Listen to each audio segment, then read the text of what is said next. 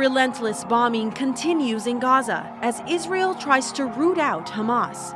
While the civilian death toll increases, foreign nationals stuck in Gaza, including some Americans, are allowed to cross the border into safety. We would like to get all the hostages back, but I don't know if there is a real deal on the table. Diplomats discuss a pause in the action in attempts to free more hostages held by Hamas. Classical Christian education trains citizens who can think for themselves and who are good, virtuous citizens. Educating the whole child. We take a look at a teaching philosophy gaining momentum in Catholic education. And a trip inside one of the world's oldest monasteries, the famed Heiligenkreuz Abbey in Austria. EWTN News In Depth starts now.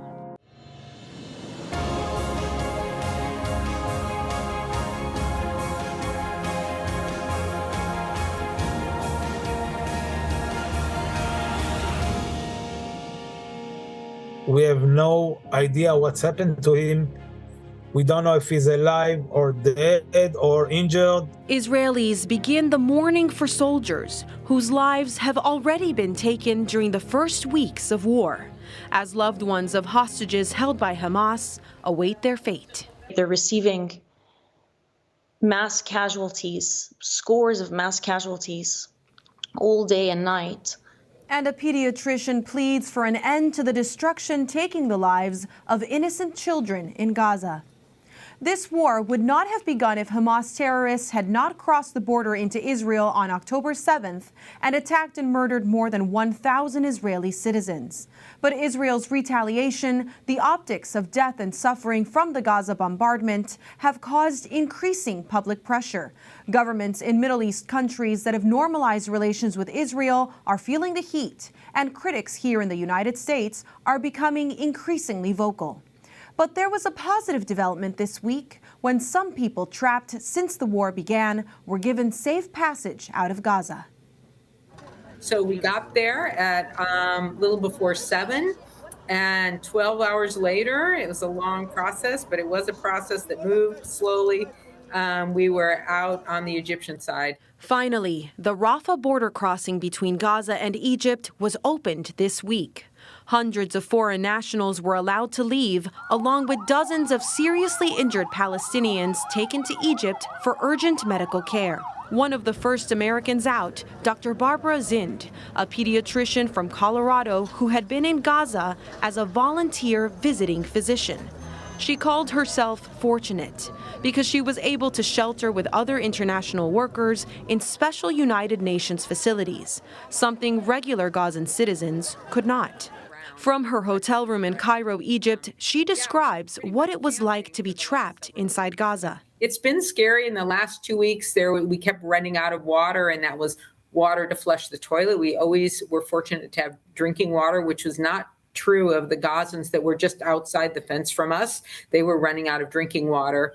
But we ran out of water for washing and sanitation. We were having more and more cases of diarrhea show up in our community of 50. So I can't imagine what it was like outside the camp, outside in the general camp area. Regular Gazans remain trapped in the Palestinian territory, where airstrikes have destroyed whole neighborhoods. Massive bombing this week left catastrophic damage in the densely populated Jabalah refugee camp in northern Gaza. Israel Defense Forces say the strike targeted a Hamas command and control complex and killed a key Hamas leader, and that the scale of the destruction was caused by the collapse of a spider's web of Hamas tunnels. But scenes like this and the rising death toll continue to cause global outcry for a humanitarian truce. On Thursday, U.S. Secretary of State Antony Blinken departed for yet another trip to the region. Israel has not only the right but the obligation to defend itself and also to take steps to try to make sure that this never happens again. We've also said very clearly and repeatedly that how Israel does this matters. We will focus as well on steps that need to be taken to protect civilians who are in a crossfire of Hamas's making. And we want to look at concrete steps that can be taken to better protect them. The death toll has passed a reported 9,000 people, in numbers drawn from the Hamas-controlled Ministry of Health. With nowhere to go, hospitals have become refugee centers for the newly homeless. Thousands are sheltering there. What did these kids do to come and be here? What is their guilt? Where are children's rights? Where are human rights? I brought my kids to sleep here. I used to be afraid of my kids playing in the sand. Now their hands are dirty with the blood on the floor.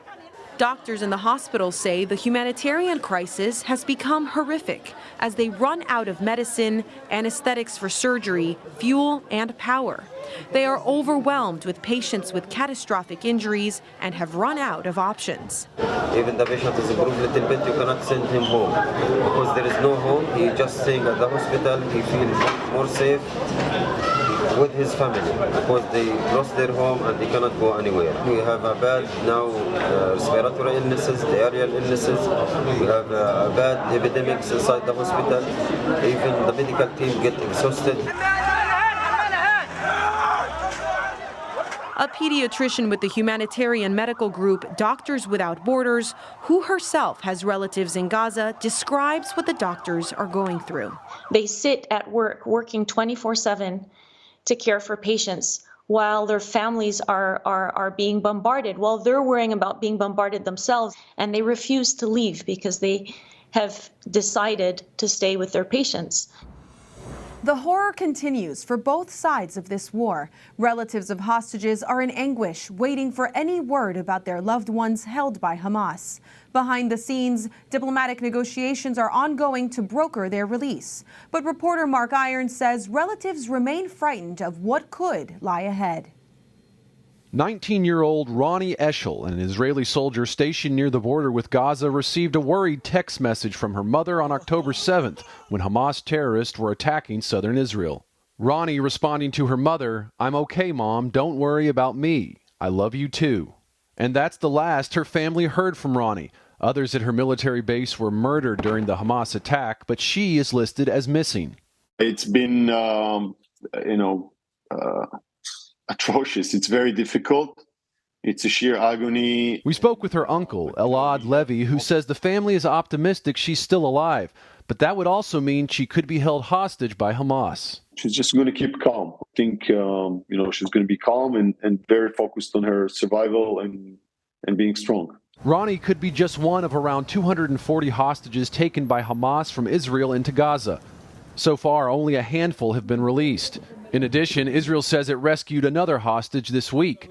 But for most families, grueling uncertainty remains. Because I want to spread this picture all over to find any idea what's happened to him. We have no clue. Avraham Lulu Shemriz believes his son could be one of the hostages. Elan, a 26-year-old civilian student in computer engineering, was living on his own when Hamas wreaked havoc on the community where he lived. Somehow he was pulled out from his house and kidnapped to Gaza. With the Israeli military advancing further into Gaza, Lulu Shemriz hopes securing hostages' release will be the top priority. First, release all the hostages. Without any clear indication of where they are, he's concerned the hostages could be caught in the crosshairs as fighting between Israel and Hamas rages on. بأننا سنفرج عن عدد من الأجانب. In a video this week, Hamas militants claimed they would soon release some non-Israeli hostages without providing further details. They also released a video showing 3 of the hostages. Meanwhile, as of last week, U.S. Secretary of State Antony Blinken said 10 Americans are still unaccounted for, and he believes some of them could be held hostage in Gaza. According to a New York Times report citing a Pentagon official, U.S. Special Forces are on the ground in Israel trying to locate hostages. Hoping to reunite with his niece, Elad Levy hopes diplomatic pressure around the world will increase. That we demand, we ask, we hope, from the international community, not just the U.S., everybody who has, I'd say, a bit of a basic values of humanity, to pressure and demand the release of all the hostages immediately. And Avraham Lulu Shemriz says he and his wife are praying to God for their son's release. It's very, very, very hard for us that he's not with us. Mark Irons, EWTN News In Depth. Public reaction to the war has spilled over onto college campuses in the U.S., where protests have erupted into anti-Semitism, Islamophobia, harassment, and even violence. In many cases, peaceful candlelight vigils early in the war have blown up into ugly confrontations. Many Jewish students have expressed fear as anti-Semitic incidents have particularly spiked. On Friday, Cornell University in New York State canceled classes following the arrest of a student believed responsible for making violent anti-Semitic threats online. The 21-year-old student is charged with threatening to slit the throats of Jewish people, specifically targeting those who eat at a kosher dining room on campus. Cornell's Community Day is being used as a day of pause and reflection. The university is just one of many around the country dealing with heightened tensions. The rise of anti-Semitism and global protests against Israel because of the bombardment of Gaza have shaken Jews around the world. The level of deep-seated hatred based on religion has been both shocking and terrifying for many.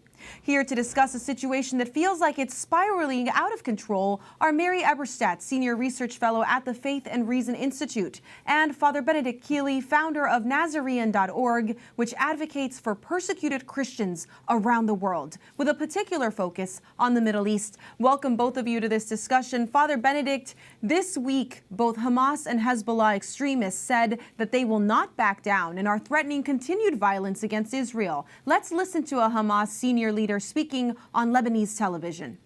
We must teach Israel a lesson, and we will do this again and again. The Al-Aqsa flood is just the first time, and there will be a second, a third, a fourth, because we have the determination, the resolve, and the capabilities to fight. Will we have to pay a price? Yes, and we are ready to pay it. We are called a nation of martyrs, and we are proud to sacrifice martyrs.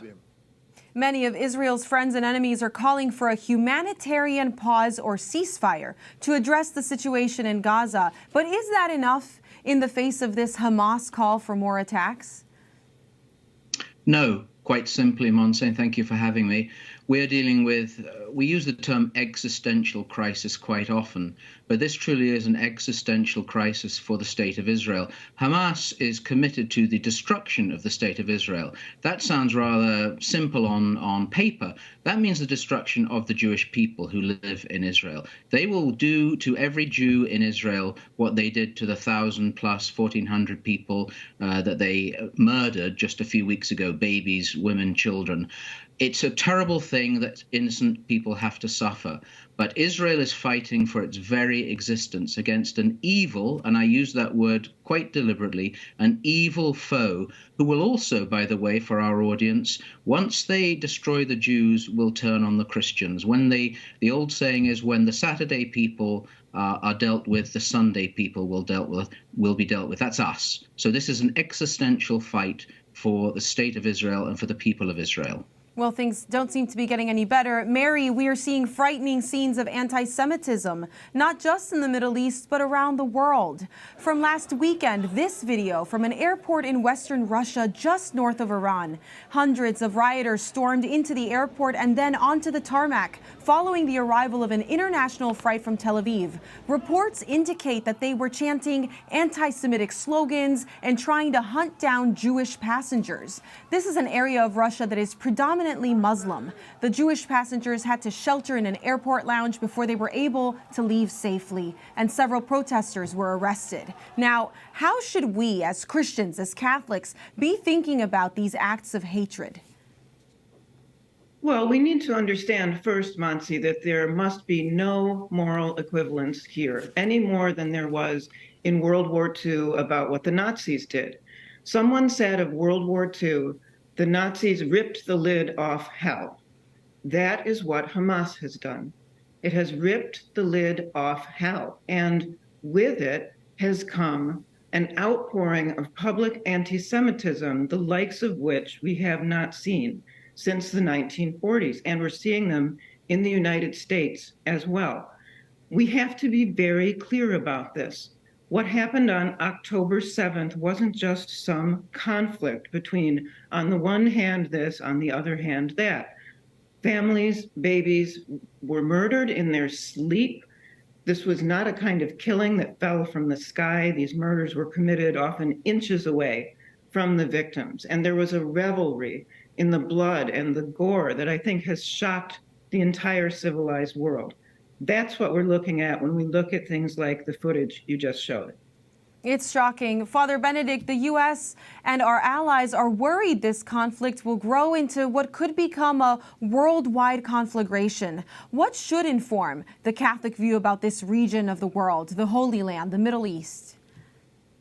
Well, we believe that much of the Middle East is holy. We think specifically of Israel when we talk of the Holy Land. But if you think, for example, Syria and Lebanon, these places are places where the Lord himself walked. Egypt, of course, he went as a baby when Joseph and Mary had to flee persecution. So much of the Middle East is holy. It's a place where the Lord walked and his disciples spread the gospel. So it's very important to us as Catholics. We need to have an interest, not just in this current conflict, but also, as we know, in terms of the persecution of our Christian brethren who've been there from the beginning. So we can't avoid it. I would encourage people, and it's not a weak statement, I'd encourage people to pray. We've been called by the Holy Father and various others to pray. This should be serious and urgent prayer. God answers prayer, and it's not a last resort, it's a first resort. So I'd encourage every Catholic to be praying every day for peace. Absolutely. Well, Mary, the protests around the globe have sparked controversy, representing more than the plight of Palestinians, however, but also involving abortion and LGBTQ activists. What do you think is the root cause of this intersectionality between the two plights? Well, Montse, I think the root cause is repaganization. As organized Christianity declines in important parts of the West, we are seeing a return to pagan mores. That is the only thing that unites these otherwise disparate groups that would otherwise be at each other's throats. They have no code of ethics, unlike Christianity, which, although its record in World War II and the Holocaust was mixed, it was never the case that Christianity taught the kind of revelry in bloodshed or taught that it was good to kill the Jews. So with the receding of belief in Scripture, we are seeing what happens without it. What happens without it is that people who believe in nothing at all except for the rule of the stronger are surging, again, not only in places where we might expect it, but on American campuses. This is a civilizational step back. A huge step back. And Father Benedict, then, do these values that Mary just discussed affect the people in the Middle East on the ground in the same way? With our Western eyes, are we actually understanding what the situation really is there and what's actually happening? Well, Montse, we see over the years what's happened to Christians as well, not just Jews now, but to Christians in the Middle East. And many of them, I have to say, have felt that the West has forgotten them. I've heard this a number of times in Iraq and in Syria from our brethren, that they felt that we hear nice things once in a while, but the West has forgotten them. And I think that's unfortunately true, that we tend to think it's such an awful crisis, there's nothing we can do about it, it's been 2,000 years.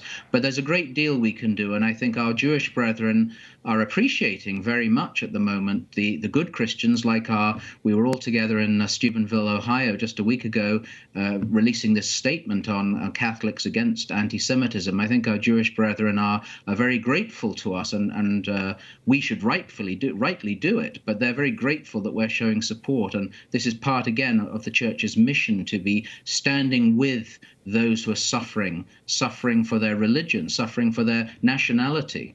And the casualties there on both sides that are significant. Well, Mary, the relationship between Catholic Christians and Jews is often cited as the reason we show such support for the Jewish community. Can you explain it plainly for us?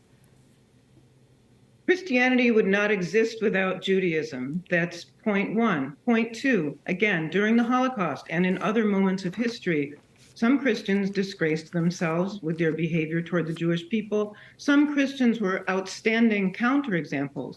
If you go to Yad Vashem in Israel, the Holocaust Memorial Museum, you will see over 27,000 people honored for having saved Jewish people in World War II, and most of those people were Christian.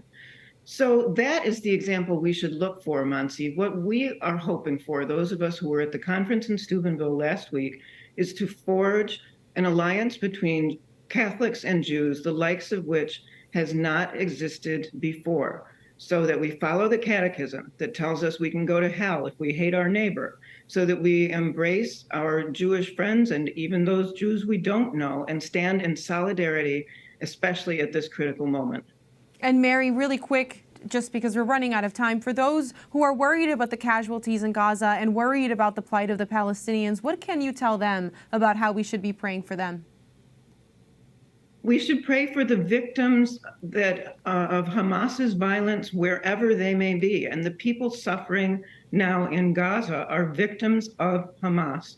Hamas started this, Father Ben said, existential conflict. I see it as a civilizational conflict. And there's no question about who is in the right here. Well, I'm grateful for that, and we're grateful for both of you who are watching this continuing crisis. Thank you both. Thank you, Montse. Thank you, Montse. There's much more ahead on EWTN News in Depth. Stay right there. Parents caring deeply is such a good thing. Let's leverage that so that students can benefit from that the most. Teaching our children to their fullest potential.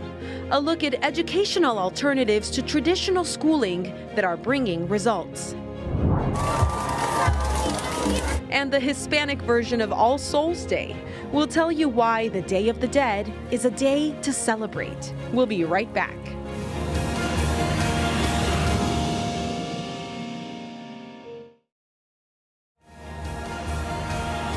Look upon education not as dropping information into kids' heads, but the opportunity to form human beings for the future on all different levels. The intellectual level, certainly, but the aesthetic level, the social level, the moral level. The search to find the best way to educate our children. It's a never-ending conversation, sparking debate, emotions, and a desire to do right for future generations. Welcome back to EWTN News in Depth. One increasingly common method of returning the focus to learning in our schools is banning the use of cell phones during the day.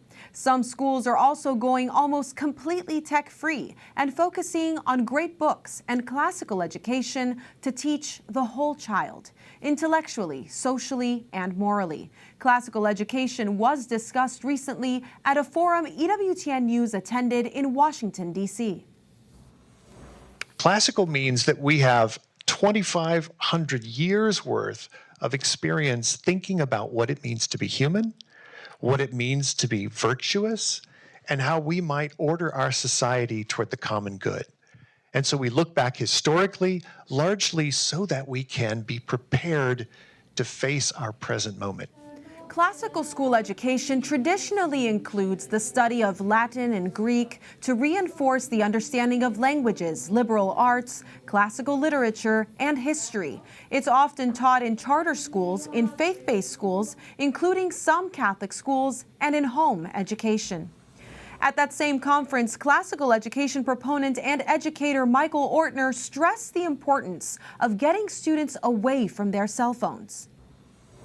These devices, I view them as wonder-killing devices, if you will. So they're addictive, and I'd much rather see kids focus on their growth, the wider world around them, on learning, loving to read, falling in love with all of the subjects that they get in school, and focusing on that. Ortner's Cana Academy provides online training for teachers as they strive to lead their students toward excellence. And his online Catholic school playbook is working to renew Catholic education and advance school choice. New research indicates parents are indeed seeking more educational options for their children.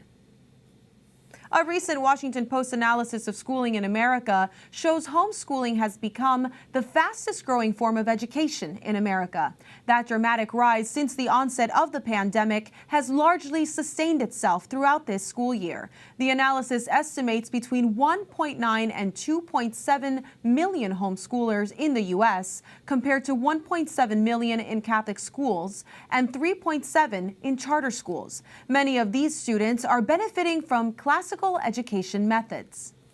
I'm joined now by two leaders in the classical education movement. Ian Rowe is the co-founder of Vertex Partnership Academies, where young students are taught the importance of courage, justice, temperance, and wisdom, and a senior fellow at the American Enterprise Institute. And Kimberly Begg, the editor of Catholic School Playbook at the Ortner Family Foundation. She's also the author of the new book, Unbreakable: Saints Who Inspired Saints to Moral Courage, which helps focus Catholic parents on life lessons for their children.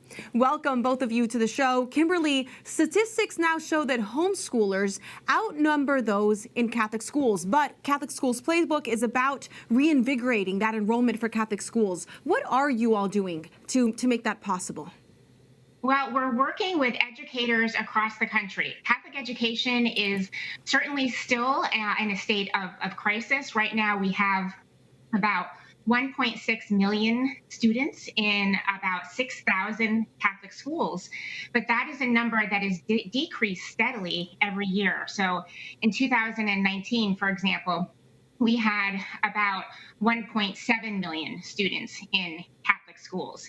But yes, we are still seeing about 100 Catholic schools close a year, but we are also very much in a state of renewal. What's really exciting is we have this growing network of Catholic schools that are offering a faithfully Catholic education. So these are schools that are providing an authentic Catholic formation, that have rediscovered the Church's longstanding intellectual tradition, and that are offering a curriculum and culture that are fully Catholic. And we are seeing schools make this move and rediscovering the Church's longstanding education tradition. We are seeing joyful students and joyful teachers and families, and a revival of schools and whole parish communities. That's beautiful. It's really an exciting time in Catholic education.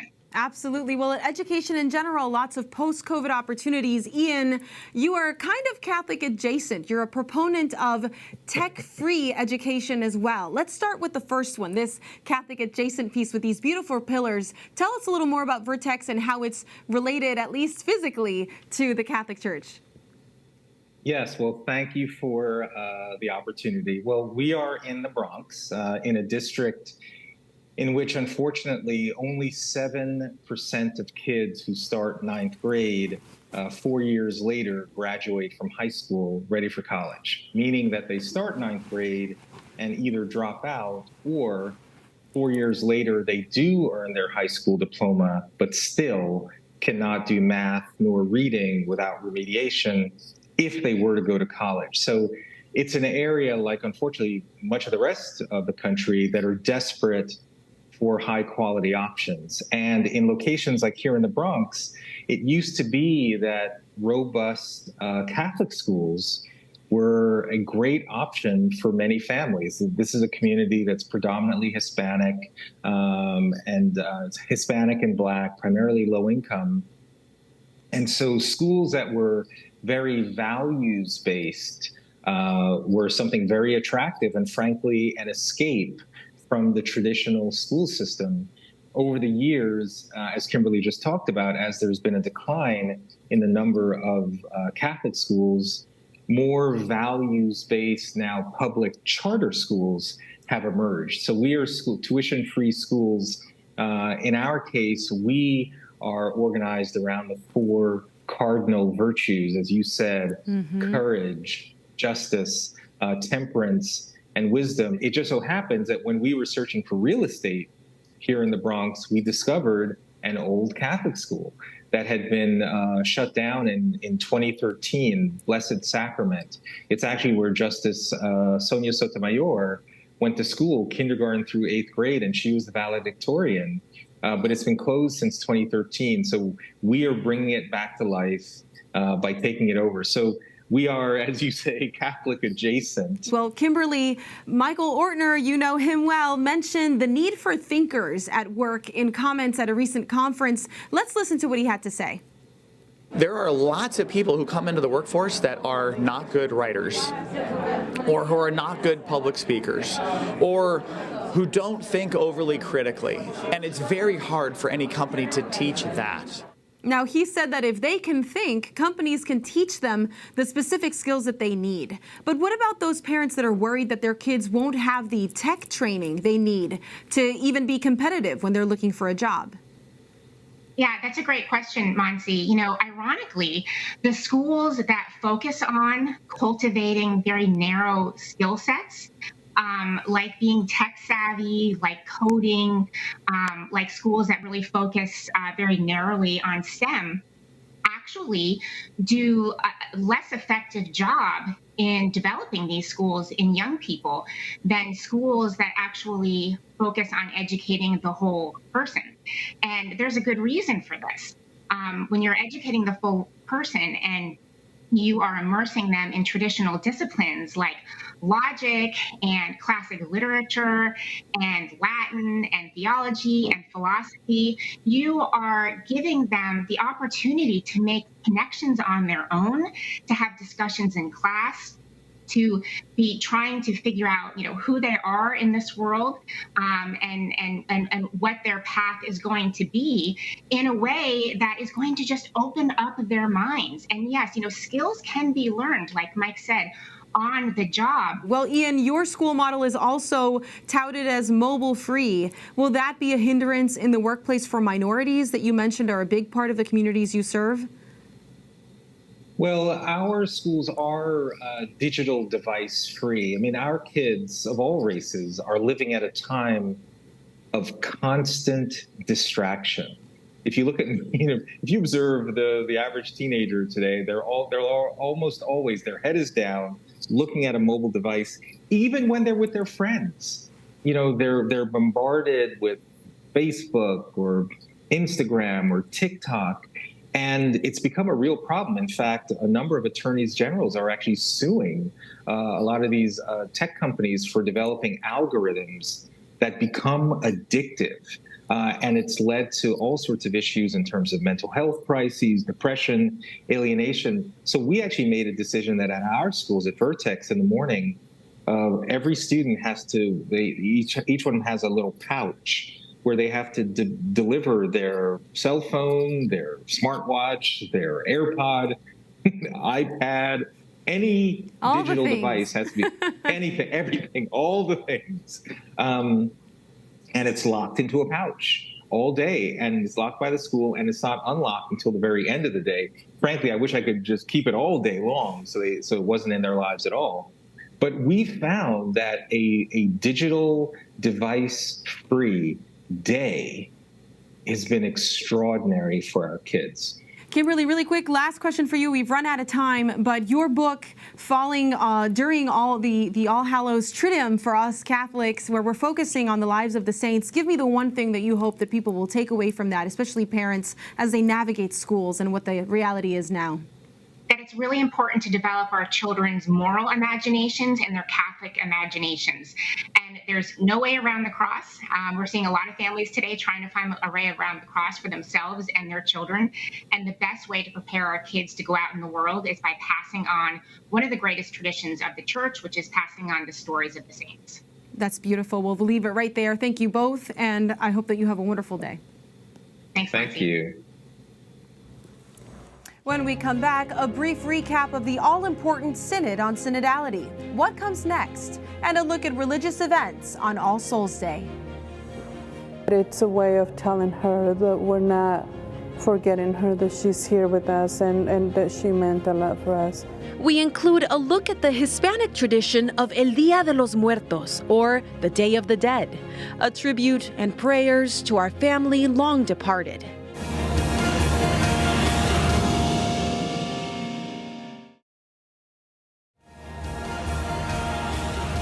After weeks of dialogue, the Synod on Synodality ended last Sunday. Participants now return to their communities and prepare for the Second Assembly next year.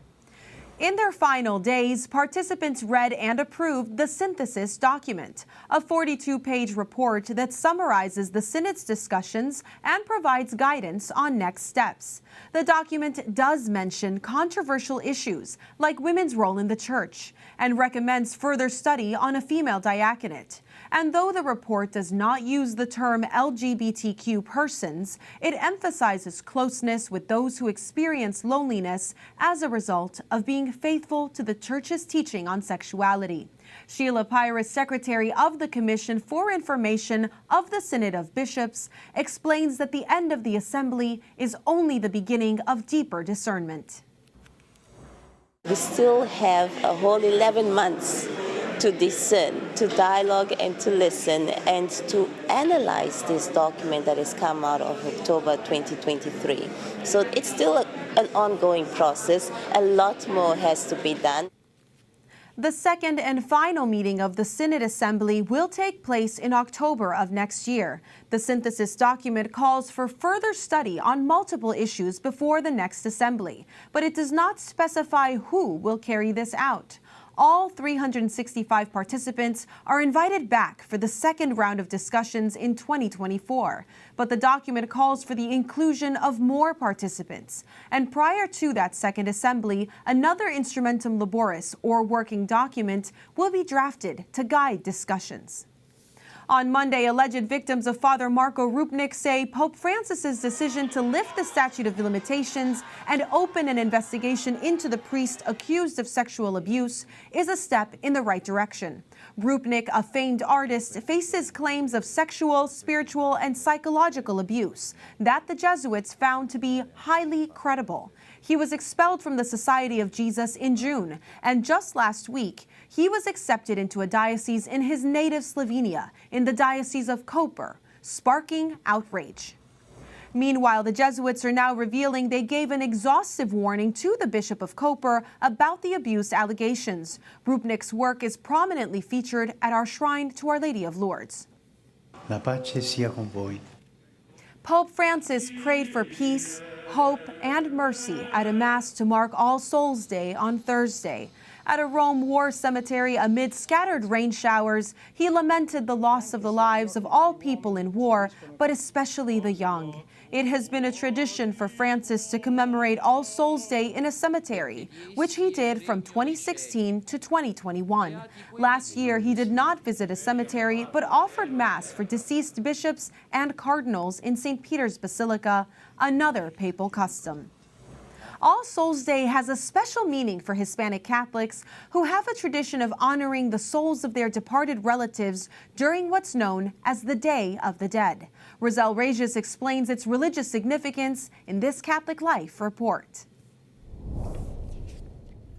El Día de los Muertos, it is a spiritual day of recollection, a day of remembrance. Every year on November 2nd, Catholics celebrate All Souls' Day. But in Mexico and other parts of Central America, it's widely known as Día de los Muertos, or Day of the Dead. We can show the world what we do and how we celebrate it. With color, with dances, with food, with arts and crafts, with gathering together as a family. In recent years, Day of the Dead has exploded in popularity. From Disney Pixar's 2017 animated film Coco to makeup tutorials online for extravagant looks. What started off as an ancient tradition celebrated by the Aztecs, fused with the teachings of the Catholic Church, is now a global holiday. It's very connected to our indigenous ancestors and our Catholic faith without contradicting each other. Ernesto Vega works at the Office of Religious Education for the Archdiocese of Los Angeles. He explains that Day of the Dead has a rich meaning for Hispanic Catholics. It's a spiritual celebration of remembering those who passed away. And for us Catholics, that remembrance is in connection with our faith, because Christ is the one who invites us. And through his death and resurrection, we have that promise of our bodies being resurrected. In many Hispanic homes, you will find an ofrenda. Ofrendas, or altars, usually consist of pictures of departed loved ones, offerings such as their favorite food, flowers, candles, and other decorations. And usually people think of the dead like a scary part, but it's part of our lives, and we like to remember it in a nice way. It's the only way to keep connected with your loved ones who are gone, in this case with my grandma. Urania Benicio is one of the coordinators for De Colores Mexican Folk Dance Company. Born and raised in Mexico, Benicio wants to pass on the tradition she learned growing up onto the younger generation. She, along with the help of others, puts together a Day of the Dead exhibit in Gaithersburg, Maryland every year. At home, Benicio has a special altar for her Mama Chayo. Mama Chayo, she's the woman who raised us. She'll be happy about her snacks that we're offering her. And then we have some items there close to her, like these little items that were given by people who she loved. That's why we put them close by. Altars have several levels representing the journey of the soul to reach its final resting place in communion with God. Some families include a crucifix and an image of Mexico's patron saint, the Virgin of Guadalupe. And we believe that she is here, that her spirit is here with us. That she's watching of us, that she's taking care of us. Yeah, and prayers and all for her. For Catholics, the main point of Day of the Dead is prayer, helping their departed loved ones reach their heavenly homeland.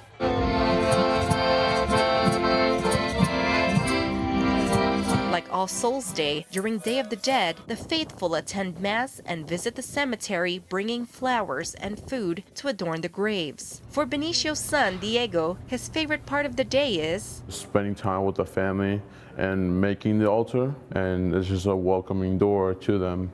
But then we also go to church and then we pray for them that they're having a good time in heaven. Benicio hopes to keep the memory of Mama Chayo alive. It makes us like reconnect with those feelings, those memories. I hope that this tradition doesn't fade, that we continue with this. I'll try with my kids. Rosal Regis, EWTN News in Depth. Headlines in the Week in Review are next. Plus, we'll reveal the winner of that Notre Dame church property competition we told you about last week. We'll be right back.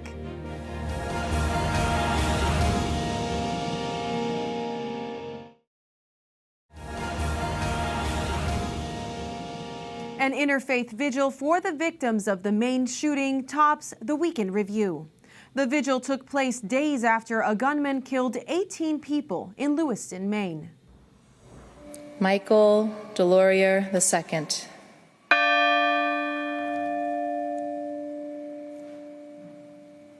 Max Hathaway. A bell rang out for each victim lost. Thousands gathered outside the Basilica of Saints Peter and Paul in Lewiston to listen, pray, and pay their respects. Though the shooting happened on a Wednesday, the community was not able to hold the vigil until Sunday, after the shelter-in-place order was lifted. Father Daniel Greenleaf of the Basilica says that while it was fruitful to finally gather, he and the community are only just starting to heal and move forward. Part of me still has the fear that it's going to happen again. I mean, that's what happens when people, go through such a traumatic experience. I mean, we as priests kind of live it closer, and I can't help but even during Mass, it's like look around, make sure is there any noise, what's happening, and that I think that's really what carries a heavier burden. Gunman Robert Card's body was found last Friday night. He died from a self-inflicted gunshot wound. Authorities are still piecing together how the Army reservist was able to carry out the shooting, despite his friends and family warning law enforcement months ago of his declining mental health and access to firearms. Voters in Ohio will cast their ballot next week on Issue 1, a measure that could enshrine abortion in the state's constitution. Eyes across the country are looking at Ohio's vote as a bellwether for similar ballot initiatives in other states next year.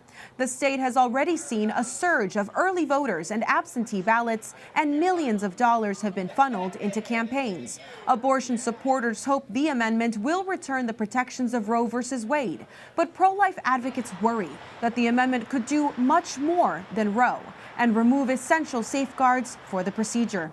If passed, Issue 1 would take effect 30 days after the November election.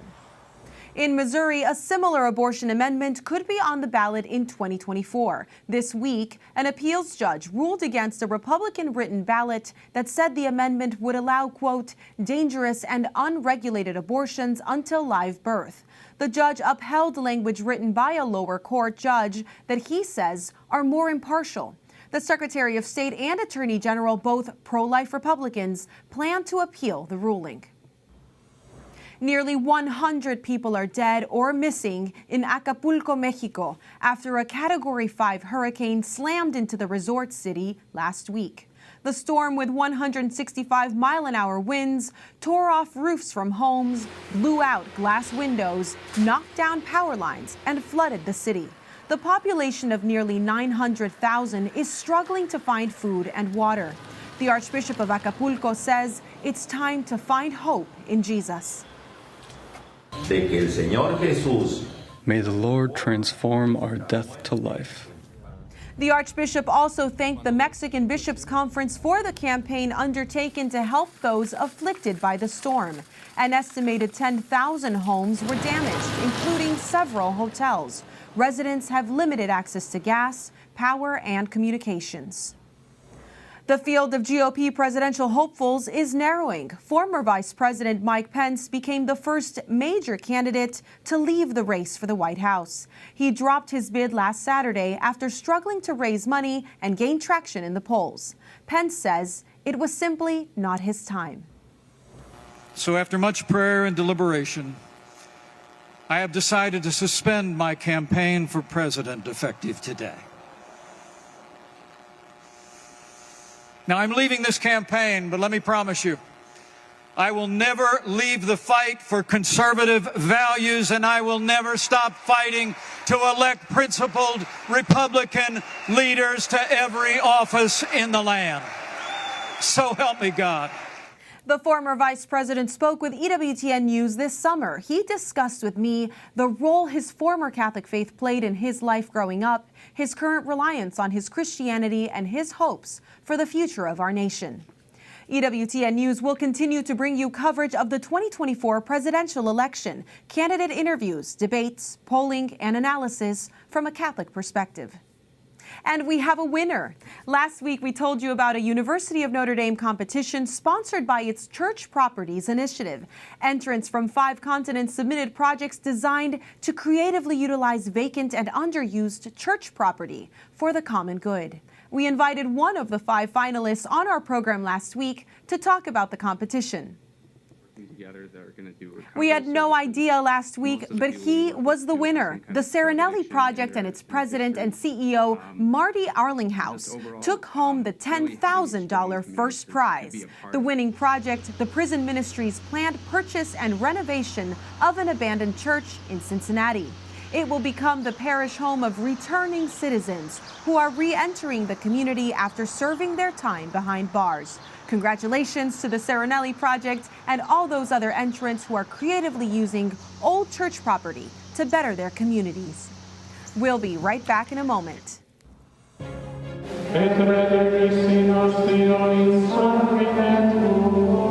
The life of a monk at one of the oldest and most famous abbeys in the world. We travel to Austria when we return.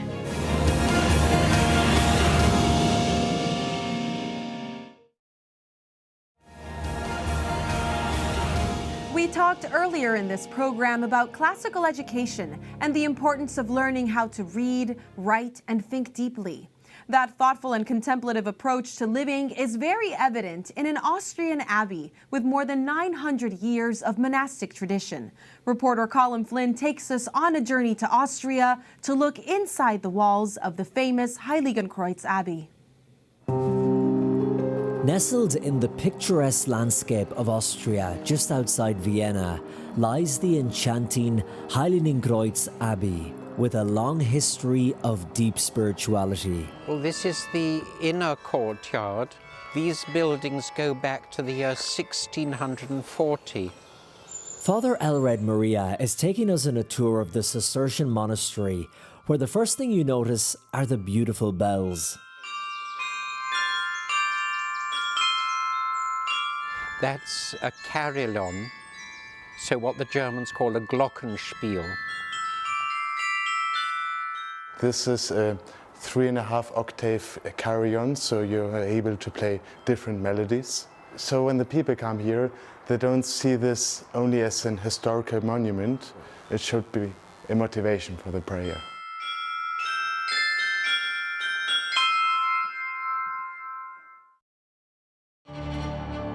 As you wander around the ancient monastery, you can't help but admire the beauty and the incredible craftsmanship.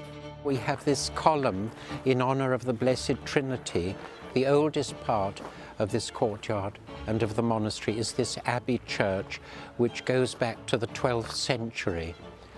It was built in the Romanesque style, and one of its hallmarks is that it's very, very bare. For the past 13 years, the abbot of the monastery has been the Reverend Maximilian Heim, who tells us a bit about the incredible and varied history of this spiritual place. We have had ups and downs. In the beginning there was certainly very rapid growth. Then throughout history there have been some big setbacks here, especially in 1683 when the Janissaries, the Turks, were on the outskirts of Vienna and, one could say, threatened the West. We actually experienced some tremendous destruction in the monastery. The monks fled in 1683 and, thank God, we were able to come back and rebuild the monastery. And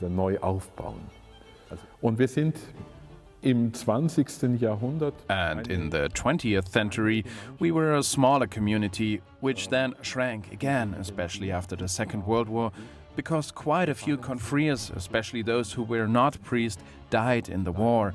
The whole lay brotherhood at the Abbey had come to an end. But in the 1960s and 70s, much restoration work was carried out, and the monastery started to flourish again. Inside the church is where Father Elred Maria, along with his fellow Cistercian monks, celebrate Mass and sing the Divine Office daily. And that's our workshop. That's where we sing the Divine Office. These are our big choir books.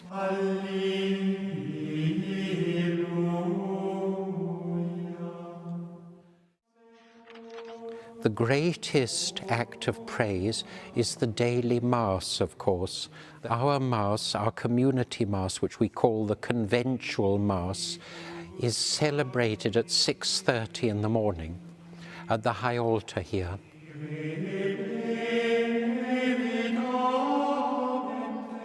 All the old Cistercian monasteries had the 3 great windows as a symbol of the Blessed Trinity. While the interior of the church may be austere, the sacristy is anything but. The great sacristy, which is built in the Rococo style. Isn't it amazing that the style of the church is so minimalistic and bare, That's barren? right, yes. And then in here it is so rich and elaborate. So elaborate, yes. It's meant to reflect in a very dim way the glory of heaven. From the boiler to the water taps, beauty is everywhere. But despite the beauty, the reality of life in a monastery is not always easy. Some people enter the monastery and think they've come to a paradise. Well, they very soon discover that they haven't. It's hard work. It's hard work, and people are very human. And you don't really leave the world behind you. You do in some ways, but you bring yourself with all your faults into the life. But the light shines through, illuminating the lives of the monks within. The stained glass windows are very, very old. And when we knew that the Ottomans were coming, the windows were removed. And they were hidden in Vienna in a cellar for hundreds of years. Then they were brought back here in the 19th century, I think. These very windows. These very windows. Isn't that incredible? In another part of the monastery is the all-important chapter house. This is where the life of every monk begins, because this is where, on the 14th of August every year, the eve of Our Lady's Assumption, The novices are clothed in their habits and receive their new names.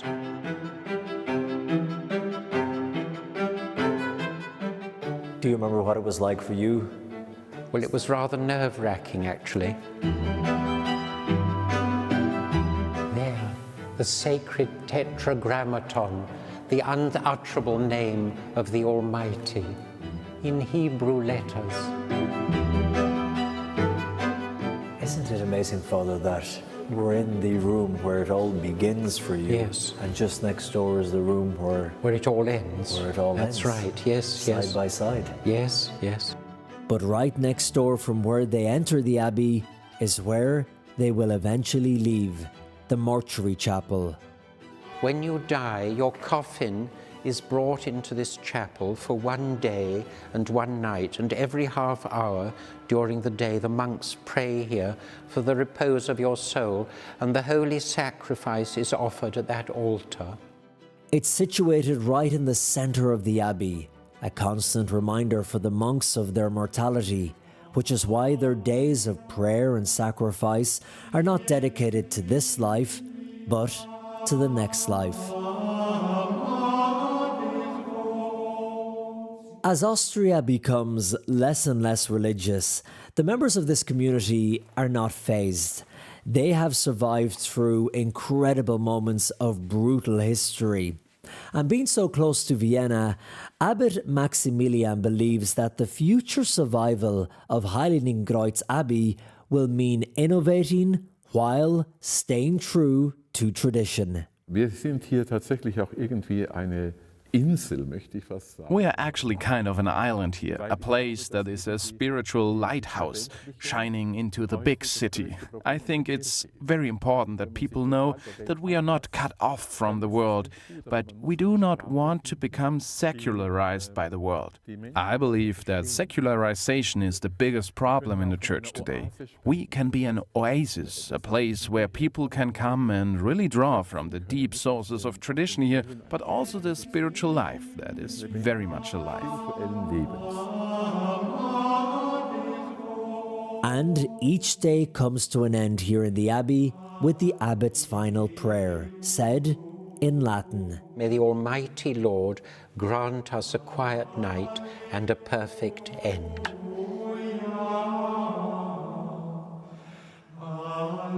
In Austria, Colm Flynn, EWTN News In Depth. And that does it for this week's program. I'm Montse Alvarado. We invite you to join us again next week at this time for a special edition of EWTN News In Depth dedicated to women religious. We'll take a look at some unique missions around the globe and the incredible work these sisters are doing to make our world a better place. We hope to see you then.